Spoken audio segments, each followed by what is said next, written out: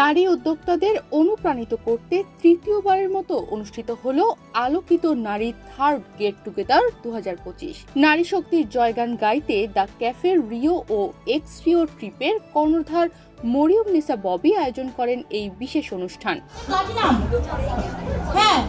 10 ফেব্রুয়ারি সোমবার সন্ধ্যায় the cafe রিওর Mirpur শাখায় জমজমাট আয়োজনে একত্রিত হন বিভিন্ন খাতের নারী উদ্যোক্তারা। আলোকিত নারীর প্রথম লক্ষ্য হচ্ছে একজন নারীকে ইন্সপায়ার করা, উদ্যোক্তা হওয়ার জন্য, এবং সেকেন্ড লক্ষ্য হচ্ছে এখানে মার্কেটিং এবং নেটওয়ার্কিং তৈরি করা, কারণ এখানে অলমোস্ট 1 লক্ষ মহিলা মেম্বার আছে অথেন্টিক।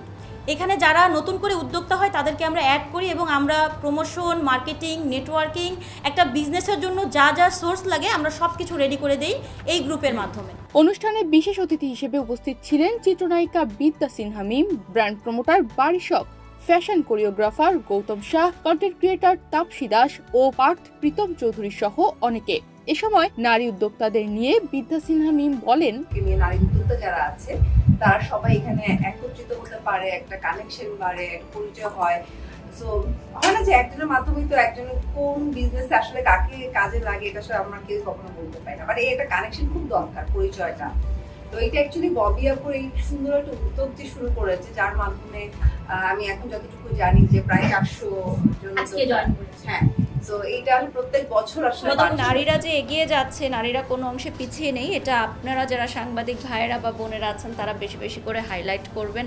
তাহলে অবশ্যই নারীরা ইন্সপায়ার্ড হবে যে তারা ঘরে বসে না থেকে যাতে ঘর থেকে বের হয়ে তাদের প্রতিভা দেখাতে পারে এবং সেখান থেকে টাকা ইনকাম করতে পারে, যেটা দেশের এবং তার পরিবারের কাজে আসবে। এই আয়োজনের মূল উদ্দেশ্য ছিল নারী উদ্যোক্তাদের একসঙ্গে এনে তাদের কাজ ও সফলতাকে উদযাপন করা। এ বিষয়ে কন্টেন্ট ক্রিয়েটর তাপসী দাস বলেন, আজকে যারা আসছে ওরা সবাই হচ্ছে অনলাইনে প্ল্যাটফর্মে এক একজন এক একভাবে হচ্ছে আসছে বা কাজ করছে। তো আমাদের কাজটাও ভিন্ন ছিল এবং সত্যি বলতে আমার এটা কখনো কাজ ছিল না, শখের বসে আসা এবং শখ থেকে এত দূর। তো শখে আসলে কখনো চিন্তা করি নাই যে কখনো এই ধরনের গেট টুগেদারে আসবো বা কখনো এরকম মাইক্রোফোনের সামনে দাঁড়াবো, এটা আসলে কখনো চিন্তাই ছিল না। নারী উদ্যোক্তাদের অনুপ্রেরণা দিতে এ ধরনের আয়োজন আগামীতেও হবে বলে জানান আয়োজকরা। নারী শক্তির এই অনন্য উদযাপন সফলভাবে শেষ হয় আনন্দ আর উদ্দীপনার মধ্য দিয়ে।